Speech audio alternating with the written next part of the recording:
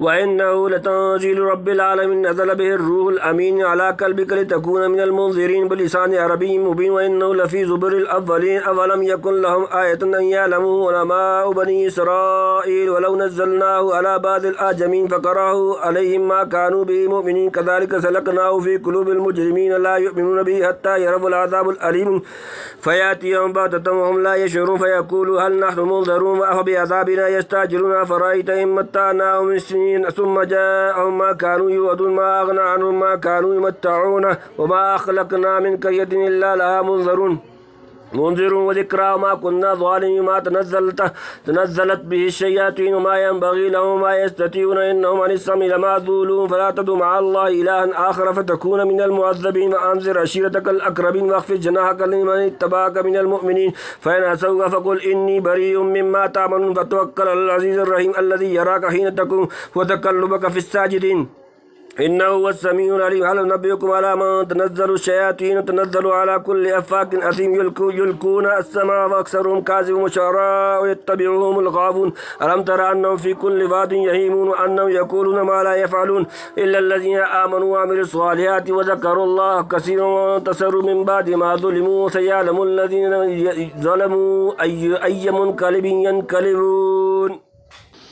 وَإِنَّهُ لَتَنزِيلُ رَبِّ الْعَالَمِينَ وَإِنَّهُ اور بے شک یہ لتنزیل البتہ اتارا ہوا رب العالمین سارے جہانوں کا رب اور یہ قرآن ہے اتارا ہوا پروردگار عالم کا نزل به الروح الامین نزل به اس کے ساتھ لے کر اترا روح الامین جبرائیل امین لے کر اترا ہے اس کو فرشتہ معتبر علی قلبک لتکون من المنذرین اللہ پر قلبک تمہارا دل تکون تاکہ تم ہو من المنذرین ڈر سنانے والوں میں سے تیرے دل پہ پر کے تو ہو ڈر سنا دینے والا آغاز صورت میں قرآن کریم کا ذکر تھا اور اس کی تکذیب پر دھمکی دی گئی تھی درمیان میں مکذبین حق کے واقعات بیان ہوئے یہاں سے پھر مضمون سابق کی طرف عود کیا گیا یعنی قرآن کریم و مبارک اور عظیم الشان کتاب ہے جسے رب العالمین نے اتارا جبرائیل امین لے کر اترے اور تیرے پاک و صاف قلب پر اتاری گئی کیونکہ یہی قلب تھا جو اللہ کے علم میں اس باری امانت کو اٹھانے اور سنبھالنے کے لائق تھا چنانچہ وہی قرآنی آئی اوسی تیرے دل میں اترتی چلی گئی تو نے اس کو اپنے سارے دل سے سنا اور سمجھا اور محفوظ رکھا شاید علی قلبک کے لفظ میں یہ بھی اشارہ ہو کہ نزول وحی کی جو دو کیفیتیں حدیث صحیحہ میں وارد ہوئی ہیں یعنی کبھی سلسلۃ الجرس کی طرح آنا اور کبھی فرشتہ کا آدمی کی صورت میں سامنے آ کر بات کرنا ان میں سے قرآن کی وحی اغلباً پہلی کیفیت کے ساتھ آتی تھی کیونکہ دونوں حالتوں میں محققین کے نزدیک فرق یہ تھا کہ پہلی حالت میں پیغمبر کو بشریت سے منخلا ہو کر ملکیت کی طرف جانا پڑتا تھا گویا اس وقت آلات جسدانیہ کو بالکل معطل کر کے صرف روحی قوتوں اور قلبی خواص سے کام لیتے تھے دل کے کانوں سے وحی کی آواز سنتے تھے اور دل کی آنکھوں سے فرشتے کو دیکھتے تھے اور دل کی الہی قوتوں سے ان علوم کی تلقی کرتے تھے اور محفوظ رکھتے تھے بخلاف دوسری حالت کے کہ اس میں فرشتے کو ملکیت سے نزول کر کے بشریت کی طرف آنا پڑتا تھا اس وقت پیغمبر انہی ظاہری آنکھوں سے فرشتوں کو دیکھتے اور انہی ظاہری کانوں کے توسط سے آواز سنتے تھے یہی وجہ ہے کہ وحی کی پہلی قسم کو حدیث میں فرمایا کہ ہوا شدہ علی وہ مجھ پر بہت بھاری ہوتی ہے کیونکہ اس میں آپ صلی اللہ علیہ وآلہ وسلم کو بشریت سے ملکیت کی طرف صعود کرنا پڑتا تھا واللہ تعالی عالم بلسان عربی مبین بلسان زبان میں عربی مبین روشن واضح کھلی عربی زبان میں یعنی اتارا نہایت وسیع واضح اور شگفتہ عربی زبان میں یہاں سے معلوم ہوا کہ اعلیٰ قلبی کا سے مراد یہ ہیں کہ صرف مضامین قرآن کے آپ صلی اللہ علیہ وآلہ وسلم کے دل میں اتار دیے پھر آپ صلی اللہ علیہ وآلہ وسلم نے ان کو اپنے الفاظ میں ادا کر دیا بلکہ الفاظ اور مضامین سب وہی ربانی سے قلب مبارک پر القاء کیے گئے وَإِنَّهُ لَفِي زُبُرِ الْأَوَّلِينَ وَإِنَّهُ بے شک یہ لفی میں زبر صحیفے الاولین پہلے پیغمبر اور یہ لکھا پہلوں کی کتابوں میں یعنی قرآن کی اور اس کے لانے والے کی خبر پہلی آسمانی کتابوں میں موجود ہے انبیاء سابقین برابر پیشن گوئیاں کرتے چلے آئے ہیں چنانچہ باوجود بہت سی تحریف و تبدیلی کے اب تک بھی ایک ظہیرہ اسی قسم کی پیشن گوئیوں کا پایا جاتا ہے اور یہ بھی مطلب ہو سکتا ہے کہ اس قرآن کے بیشتر مضامین اجمالاً یا تفصیلاً اگلی کتابوں میں پائے جاتے ہیں خصوصاً قصص توحید رسالت معاد وغیرہ مضامین جن پر تمام کتب سماویہ اور انبیاء و مرسلین کا اتفاق رہا ہے اولم یکن لہم آیۃ ان یعلمہ علماء بنی اسرائیل کیا لم یکن نہیں لہم ان کے لیے آیتن ایک نشانی ان یعلمہ کہ جانتے ہیں اس کو علماء بنی اسرائیل، کیا ان کے واسطے نشانی نہیں یہ بات کہ اس کی خبر رکھتے ہیں پڑھے لکھے لوگ بنی اسرائیل کے، یعنی علماء بنی اسرائیل خوب جانتے ہیں کہ یہ وہی کتاب اور پیغمبر ہے جس کی خبر پہلے سے آسمانی صحیفوں میں دی گئی تھی، چنانچہ ان میں سے بعض نے اعلانیہ اور بعض نے اپنی خصوصی مجلسوں میں امر حق کا اقرار کیا ہے، اور بعض انصاف پسند اسی علم کی بنا پر مسلمان ہو گئے، مثلا حضرت عبداللہ بن سلام وغیرہ۔ غرض ایک منصف فہیم کے لیے جس کا دل حق کی طلب رکھتا ہو، خدا سے ڈرتا ہو، اس چیز میں بڑی نشانی ہے کہ دوسرے مذاہب کے علماء بھی اپنے دلوں میں قرآن کی حقانیت کو سمجھتے ہیں، گو کسی وجہ سے بعض اوقات اعلان و اقرار کی ضرورت نہ کر سکیں۔ وَلَوْ نَزَّلْنَاهُ عَلَى بَعْضِ الْأَعْجَمِينَ، ولو اور اگر نزلناہ ہم نازل کرتے ہیں اسے علی بعض کسی پر، العاجمین اجمی غیر عربی، اور اگر اتارتے ہم یہ کتاب کسی اوپری زبان والے پر، فقرأہ علیہم ما کانوا بہ مؤمنین، فقرأہ پھر وہ پڑھتا اسے علیہم ان کے سامنے، ما نہ کانوا وہ ہوتے بھی اس پر مومنین ایمان لانے والے، اور وہ اس کو پڑھ کر سناتا تو بھی اس پر یقین نہ لاتے۔ یعنی آپ تو فصحائے عرب میں سے ہیں، ممکن ہے مشرکین مکہ یوں کہہ دیں کہ قرآن آپ صلی اللہ علیہ وآلہ وسلم نے خود تصنیف کر لیا ہوگا، حالانکہ قرآن اس حد اعجاز کو پہنچا ہوا ہے جس کی مثل تمام جن و انس بھی بنا کر نہیں لا سکتے، تاہم کہنے کو یہ احتمال پیدا کر سکتے ہیں، لیکن ان کی ہٹ دھرمی، شقاوت اور بدبختی کا حال تو یہ ہے کہ اگر یہ قرآن فرض کرو ہم کسی غیر فصیح عرب یا اجمی انسان پر اتارتے تو جو ایک حرف عربی کا بولنے پر قادر نہ ہوتا بلکہ بفرض محال کسی حیوان لا عقل پر اتارا جاتا، تب بھی یہ لوگ اس کے ماننے والے نہ تھے۔ اس وقت کچھ اور احتمالات پیدا کرتے۔ حضرت شاہ صاحب لکھتے ہیں کافر کہتے تھے کہ قرآن آیا ہے عربی زبان میں، اس نبی کی زبان بھی عربی ہے، شاید آپ ہی کہلاتا ہو، اگر غیر زبان والے پر عربی قرآن اترتا تو یقین کرتے۔ فرمایا کہ دھوکے والے کا جی کبھی نہیں ٹھہرتا، تب اور شبہ نکالتے کہ کوئی سکھایا جاتا ہے موضح القرآن۔ کذالک سلکناہ فی قلوب المجرمین، کذالک اسی طرح سلکناہ یہ چلایا ہے، انکار داخل کر دیا، فی قلوب دلوں میں، المجرمین مجرم جمع، اسی طرح گھسا دیا ہم نے اس انکار کو گناہ گاروں کے دل میں۔ لا یؤمنون بہ حتی یروا العذاب العلیم، لا یؤمنون وہ ایمان نہ لائیں گے بھی اس پر حتیٰ یہاں تک کہ یروا وہ دیکھ لیں گے، العذاب علیم دردناک عذاب، وہ نہ مانیں گے اس کو جب تک نہ دیکھ لیں گے عذاب دردناک۔ یعنی جو آدمی جرائم اور گناہوں کا خوگر ہو جاتا ہے اور اپنے کنواں کو شرارت اور سرکشی میں لگا دیتا ہے تو اللہ تعالیٰ بھی اپنی عادت کے موافق ڈھیل چھوڑ دیتا ہے اور اس کے دل میں انکار و تکذیب کے اثر کو جاگزین کر دیتا ہے۔ یہ تقریر ترجمہ کے موافق ہوئی، لیکن بہت سے مفسرین نے سلکناہ کی ضمیر قرآن کی طرف راجع کی ہے، یعنی قرآن کو ہم نے اس طرح مجرمین کے دل میں گھسا دیا ہے کہ وہ دل میں خوب سمجھتے ہیں یہ کلام بشر نہیں ہو سکتا، پھر بھی ہٹ دھرمی سے ایمان نہیں لا سکتے اور تکذیب کیے چلے جاتے ہیں، تاکہ دنیا یا آخرت میں دردناک عذاب کا اپنی آنکھوں سے مشاہدہ کر لیں۔ اس وقت مانیں گے کہ کہاں پیغمبر سچے تھے اور جو کتاب لائے تھے وہ سچی تھی، مگر اس وقت ماننا کچھ نفع نہ دے گا۔ فیاتیہم بغتۃ وہم لا یشعرون، فیاتیہم تو وہ آ جائے گا ان پر بغتۃ اچانک، وہم اور انہیں لا یشعرون خبر بھی نہ ہوگی، پھر آئے ان پر اچانک اور ان کو خبر بھی نہ ہو۔ فیقول حل نحن منظرون، فیقول پھر وہ کہیں گے حل کیا نحن ہمیں منظرون مہلت دی جائے گی، پھر کہنے لگے کچھ بھی ہم کو فرصت ملے گی، یعنی جب عذاب الہی ایک دم سر پر پہنچ جائے گا اس وقت کہیں گے کیا ہمیں تھوڑی سی مہلت دی جا سکتی ہے کہ اب توبہ کر کے اپنا چال چلن درست کر لیں اور پیغمبروں کا اتباع کر کے دکھلائیں۔ دنیا میں تو عذاب کی جلدی مچا رہے تھے، اب مہلت طلب کرنے لگے۔ افبعذابنا یستعجلون، افبعذابنا کیا پس ہمارے عذاب کو یستعجلون وہ جلدی چاہتے ہیں، کیا ہمارے عذاب کو جلد مانگتے ہیں۔ افرأیت ان متعناہم سنین، افرأیت کیا تم نے دیکھا ان اگر متعناہم ہمیں نے فائدہ پہنچائے، سنین کئی برسوں، بھلا دیکھ تو اگر فائدہ پہنچاتے رہیں ہم ان کو برسوں۔ ثم جاءہم ما کانوا یوعدون، پھر جاءہم پہنچے ان پر ما جو کانوا یوعدون انہیں وعید کی جاتی تھی، پھر پہنچے ان پر جس چیز کا ان سے وعدہ تھا۔ ما اغنی عنہم ما کانوا یمتعون، ما اغنی کیا کام آئے گا عنہم ان کے ما جو ماں جو جس سے قانون یمتعون وہ فائدہ اٹھاتے تھے، تو کیا کام آئے گا ان کے جو کچھ فائدہ اٹھاتے رہے، یعنی سالہ سال کی ڈھیل اور مہلت بھی جو دی گئی تھی اس وقت کچھ کام نہ آئے گی۔ اس وقت یہ برسوں کی مہلت کل عدم معلوم ہوگی اور سمجھیں گے کہ واقعی بہت ہی جلدی پکڑے گئے۔ کأنہم یوم یرونہا لم یلبثوا الا عشیۃ وضحاہا، سورۃ نمبر 79، سورۃ النازعات آیت نمبر 46۔ وما اہلکنا من قریۃ الا لہا منذرون، اور ما اہلکنا نہیں ہلاک کیا ہم نے من قریۃ کسی بستی کو الا مگر لہا اس کے لیے منذرون ڈرانے والے، اور کوئی بستی نہیں غارت کیا ہم نے جس کے لیے نہیں ہے ڈر سنا دینے والا۔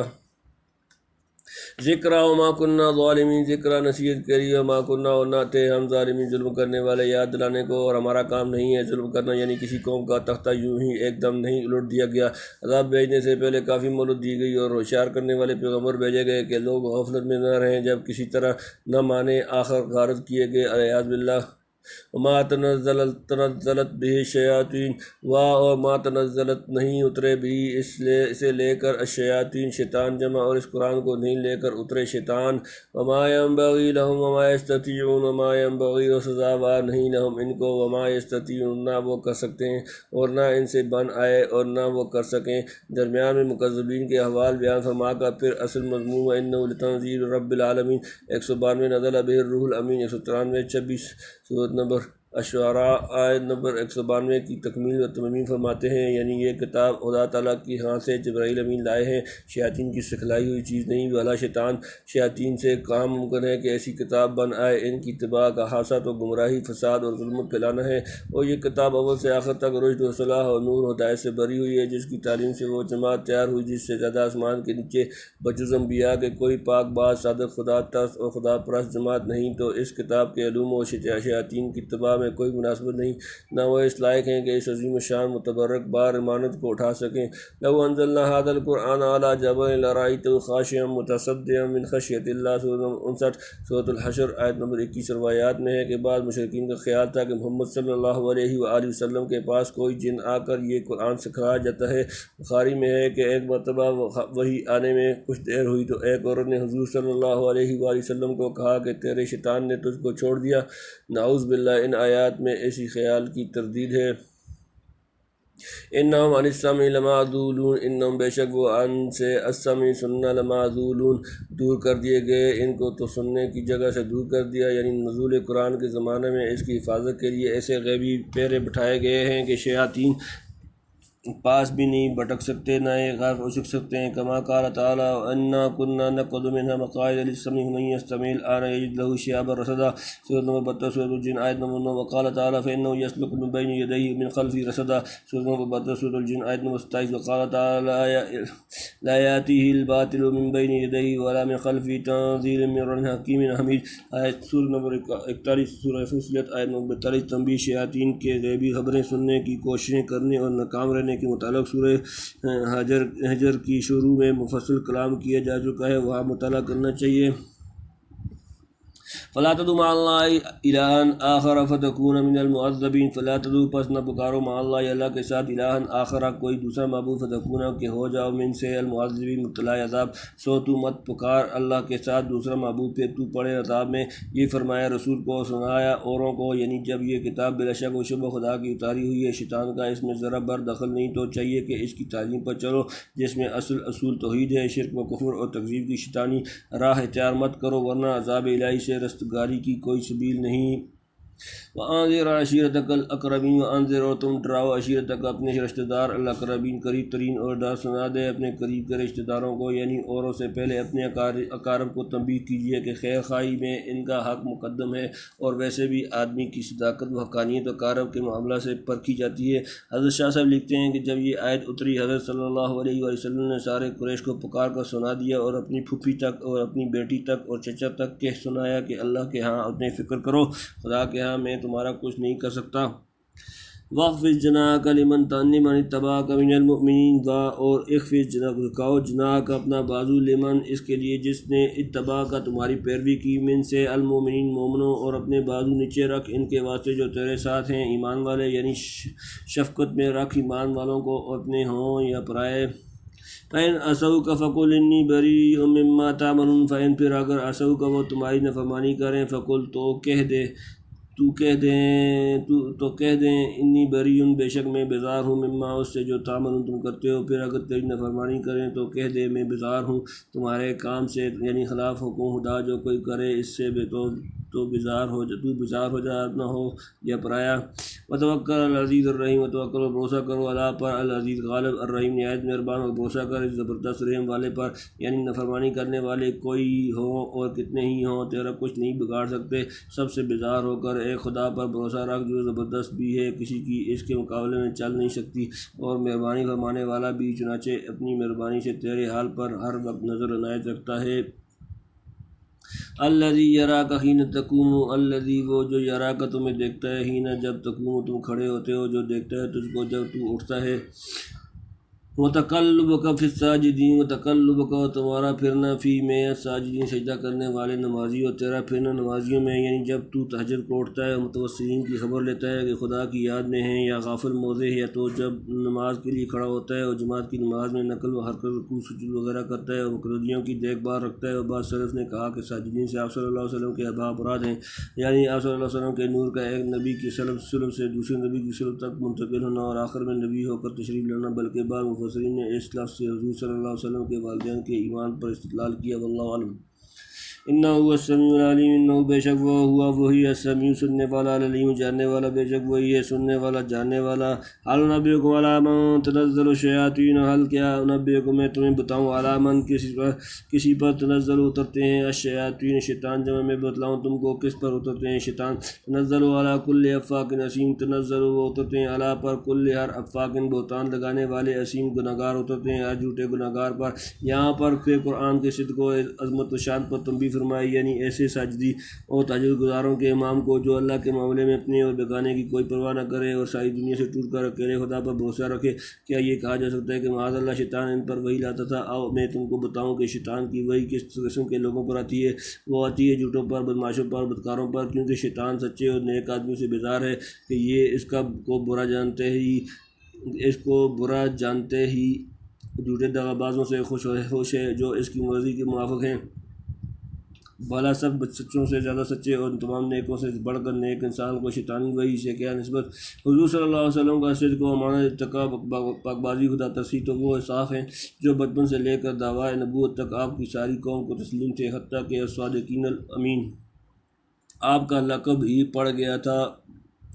یلقون السمع واکثرهم کاذبون، یلقون ڈال دیتے ہیں، السمع سنی سنائی بات، واکثرهم اور ان میں اکثر، کاذبون جھوٹے ہیں، لا ڈالتے ہیں سنی ہوئی بات اور بہت ان میں جھوٹے ہیں، یعنی شیاطین کوئی ایک آدھ نہ تمام بات امور غیبیہ جزیہ کے متعلق جو سن بھاگتے ہیں، اس میں سے سوچ جھوٹ ملا کر اپنی کاہن دوستوں کو پہنچاتے ہیں۔ یہ حقیقت ان کی وحی کی ہے، برخلاف اس کے انبیاء کی وحی کے کہ ایک حرف اور ایک شوشہ بھی جھوٹ نہیں ہو سکتا۔ بعد میں یلقون السمع کے معنی یہ لیے ہیں کہ شیاطین ملا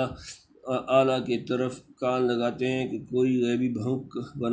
کان میں پڑ جائے، یا جھوٹے گناہ گار شیاطین کی طرف کان جھکائے رکھتے ہیں کہ کوئی چیز ادھر سے ہاتھ آئے تو چلتی کریں۔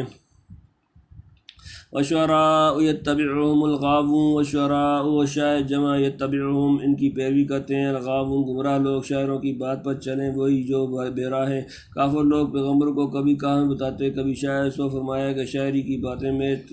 تخیلات ہوتی ہیں، تحقیق سے اس کو لگاؤ نہیں ہوتا، اس لیے اس کی باتوں سے بجز گرمی محفل یا وقتی جوش اور واہ واہ کے کسی کو مستقل ہدایت نہیں ہوتی۔ حالانکہ اس پیغمبر کی صحبت میں قرآن سن کر ہزاروں آدمی نیکی اور پرہیزگاری پر آتے ہیں۔ الم تر انہم فی کل واد یہیمون، الم تر کیا تم نے نہیں دیکھا، انہم فی کل واد ان کے وہ ہر وادی میں، یہیمون سرگرداں پھرتے ہیں، تو نے نہیں دیکھا کہ وہ ہر میدان میں سر مارتے پھرتے ہیں، یعنی جو مضمون پکڑ لیا اس کو بڑھاتے چلے گئے، کسی کی تعریف کی تو آسمان پر چڑھا دیا، مذمت کی تو ساری دنیا کے عیب اس میں جمع کر دیے، موجود کو معدوم اور معدوم کو موجود ثابت کرنا ان کے بائیں ہاتھ کا کھیل ہے، غرض جھوٹ، مبالغہ اور تخیل کے جس جنگل میں نکل گئے پھر مڑ کر نہیں دیکھا، اسی لیے شعر کی نسبت مشہور ہے، اکذب او احسن او وَأَنَّهُمْ يَقُولُونَ مَا لَا يَفْعَلُونَ وَأَنَّهُمْ یہ کہ وہ یقولون وہ کہتے ہیں ما جو لا يفعلون وہ کرتے نہیں، اور یہ کہ وہ کہتے ہیں جو نہیں کرتے، یعنی شعر پڑھو تو معلوم ہو کہ رستم سے زیادہ بہادر اور شعر سے زیادہ دلیر ہوں گے، اور جا کر ملو تو پرلے درجے کے نامرد اور ڈرپوک، کبھی دیکھو تو ہٹے کٹے ہیں، اور اشعار پڑھو تو خیال ہو کہ نبضیں ساکت ہو چکی، قبض روح کا انتظار ہے، خالین مسدس میں ان کے جھوٹ کا خوب نقشہ کھینچا ہے، غرض ایک پیغمبر خدا اور وہ بھی خاتم الانبیاء کو اس جماعت سے کیا لگاؤ، اسی لیے فرمایا وما علمناہ الشعر وما ينبغي لہ، سورۃ نمبر 36 سورہ یاسین آیت نمبر 69۔ آپ صلی اللہ علیہ وسلم کی جو بات تھی جچی تلی 52 تولے پاورتی تحقیق کے ترازو میں تلی ہوئی، پھر جو بات زبان مبارک سے سنی جاتی تھی وہی علم میں آنکھوں سے نظر آتی تھی۔ بھلا شاعر ایسے ہوتے ہیں اور شاعری اسے کہتے ہیں، حاشا ثم خاشا۔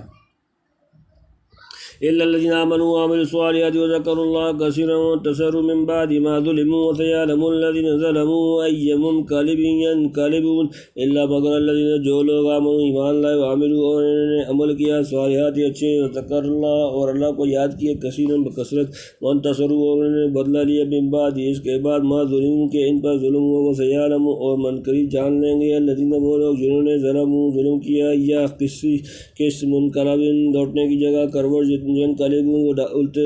اڑتے ہیں انہیں لوٹ کر جانا ہے، مگر وہ لوگ جو یقین لائے اور کام کیے اچھے اور یاد کی اللہ کو بہت اور بدلہ لیا اس کے پیچھے کہ ان پر ظلم ہوا، اور اب معلوم کر لیں گے ظلم کرنے والے کہ کس کروٹ اڑتے ہیں۔ مگر جو کوئی شعر میں اللہ کی حمد کہے یا نیکی کی ترغیب دے یا کفر کی مذمت یا گناہ کی برائی کرے یا کافر اسلام کی ہجو کریں، یہ اس کا جواب دے یا کسی نے اس کو ایذا پہنچائی اس کا جواب حد اعتدال دیا، ایسا شعر عیب نہیں۔ چنانچہ حضرت حسان بن ثابت رضی اللہ تعالیٰ عنہ وغیرہ ایسے ہی اشعار کہتے تھے، اسی لیے حضور صلی اللہ علیہ وسلم نے فرمایا کہ ان کافروں کا جواب دے اور روح القدس تیرے ساتھ ہے۔ یہ من بعد ما ظلموا سورۃ نمبر 26 الشعراء آیت نمبر 227 کی مناسبت سے فرمایا کہ ظالموں کو عنقریب اپنا انجام معلوم ہو جائے گا کہ کس کروٹ اونٹ بیٹھتا ہے۔ سب سے بڑا ظلم یہ ہے کہ اللہ کی کتابوں اور پیغمبروں کو کاہن و شاعر کہہ کر جھٹلائے۔ تم سورۃ الشعراء وللہ الحمد والمن۔